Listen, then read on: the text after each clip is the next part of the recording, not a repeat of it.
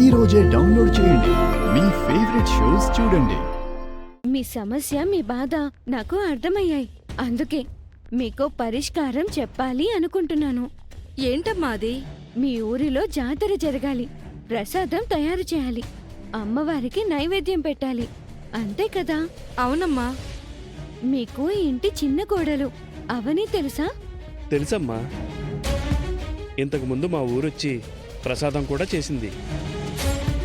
అవుని కూతురు అక్షయ్ కూడా ఒకసారి ప్రసాదం చేసింది. మంచి పిల్ల.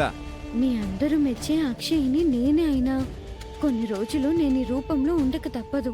ఏదో పరిష్కారం అన్నావు కదమ్మా, ఏంటో చెప్పు. ప్రస్తుతం అవని గారు ఇంట్లో గొడవలు జరిగి వాళ్ళక్కింట్లో ఉంటున్నారు అని తెలిసింది.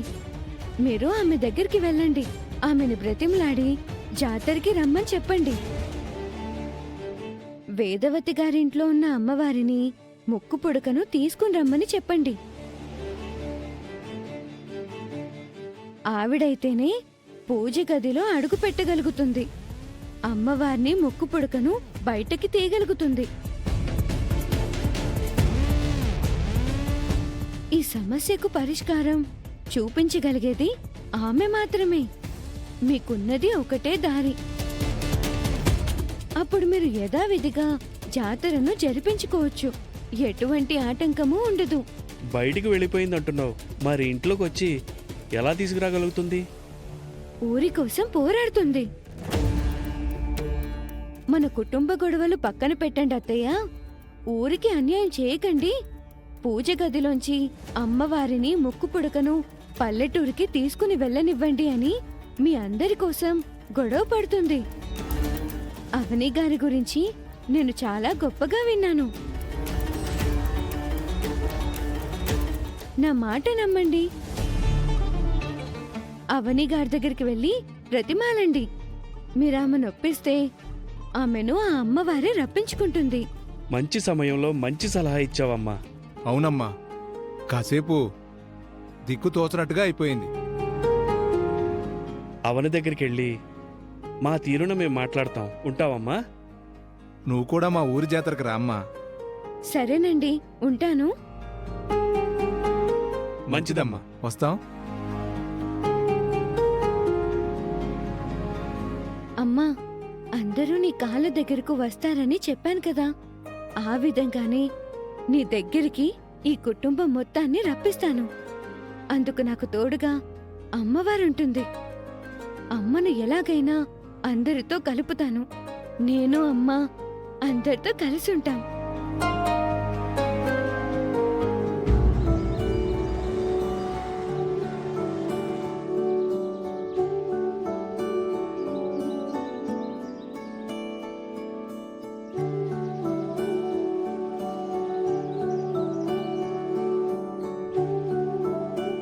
అమ్మా అవని,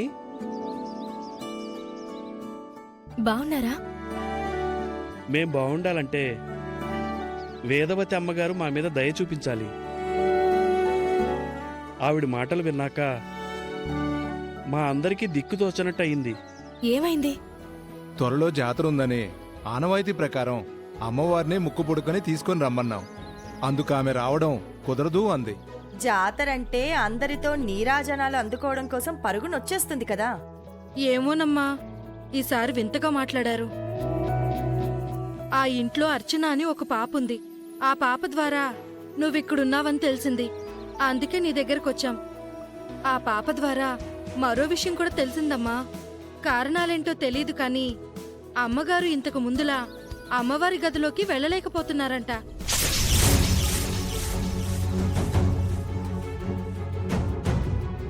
మా విన్నపం ఏంటంటే, నువ్వు ఎన్నోసార్లు మన ఊరొచ్చావు, అమ్మవారికి ప్రసాదం తయారు చేశావు. అందుకే ఈసారి నువ్వే ముక్కుపుడకని తీసుకురావాలమ్మా.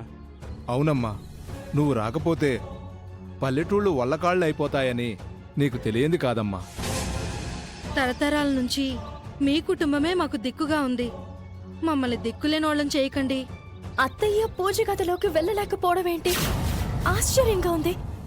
నాకైతే చాలా ఆనందంగా ఉంది. తిక్క కుదిరింది ఆవిడికి. నేనే పెద్ద గొప్ప అంటూ విర్రవీగింది కదా, ఇప్పుడు బాగా జరిగింది. అమ్మా, కుటుంబ గొడవలు పక్కన పెట్టి మిమ్మల్ని నమ్ముకున్న కుటుంబాలకు న్యాయం చేయండి. సరేనండి, నేను ఆ విషయం గురించి తెలుసుకుంటాను. మీ సమస్యకు పరిష్కారం నేను ఆలోచిస్తాను. ప్రసాదం పొలంలో జల్లుకుంటేనే కదా మీరు ప్రశాంతంగా ఉండేది. నువ్వు వెళ్ళి ఏం వెలుగబెడదాం అనుకుంటున్నావు? ఏం అవసరం లేదు. అదేంటమ్మా అలా అంటారు? వేదవతి గారి వల్ల నా చెల్లెలు చాలా ఇబ్బందులు పడింది. ఇంకా చెప్పుకుంటే చాలా లోతుగా వెళ్లాల్సి వస్తుంది. ఇప్పుడు ఆ విషయాలన్నీ అనవసరం. నా చెల్లెలైతే ఈ విషయంలో జోక్యం చేసుకోదు. ఇక మీరు బయలుదేరండి. ఇలా ఎవరికి వాళ్ళు తప్పించుకుంటే తప్పు కదమ్మా. తప్పులకి నిలయం ఆ ఇల్లు. మీ సమస్యకి పరిష్కారం ఆ ఇంటి దగ్గర వెతుక్కోండి. మేమే చాలా సమస్యల్లో ఉన్నాం. ప్రస్తుతం ఆ ఇంటితో మాకు సంబంధాలు తగ్గాయి.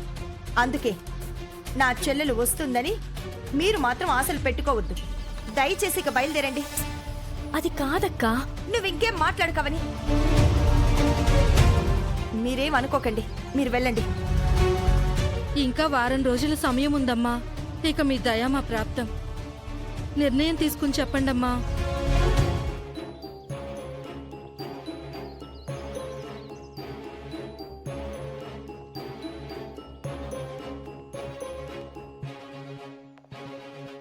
అక్క ఆగు. నువ్వు ఆ ఇంటి విషయాలు పట్టించుకోకుండా ఉంటేనే బాగుంటుంది. ఈ సమయంలో మనం అత్త గురించి కాకుండా అత్తను నమ్ముకున్న వాళ్ళ గురించి ఆలోచించాలక్కా. నీకు నా మాట మీద గౌరవం ఉంటే నువ్వు ఎలాంటి నిర్ణయాలు తీసుకోవద్దు, తొందరపడొద్దు. మనతో ఎవరు ఎలా ప్రవర్తిస్తే మనం వాళ్ళతో అలాగే ప్రవర్తించాలి. నువ్వు ఆ కుటుంబం గురించి ఏం చేసినా పేరా పాడా చివరికి క్రెడిట్ అంతా ఆవిడికే దక్కుతుంది. అయినా అత్తయ్య పూజ గదిలోకి వెళ్ళలేకపోవడం ఏంటి? చాలా ఆశ్చర్యంగా ఉందక్కా. నీకు అన్యాయం చేసింది నీ కూతుర్ని దూరం చేసింది. అందుకే అమ్మవారు వాళ్ళకి బుద్ధి చెప్పడానికే అలా చేస్తోంది. వాళ్ళ ఇబ్బందులు వాళ్ళు పడతారవని, వాళ్ళ చావు వాళ్ళు చేస్తారు. నువ్వు ఆ విషయం గురించి ఆలోచించుకు.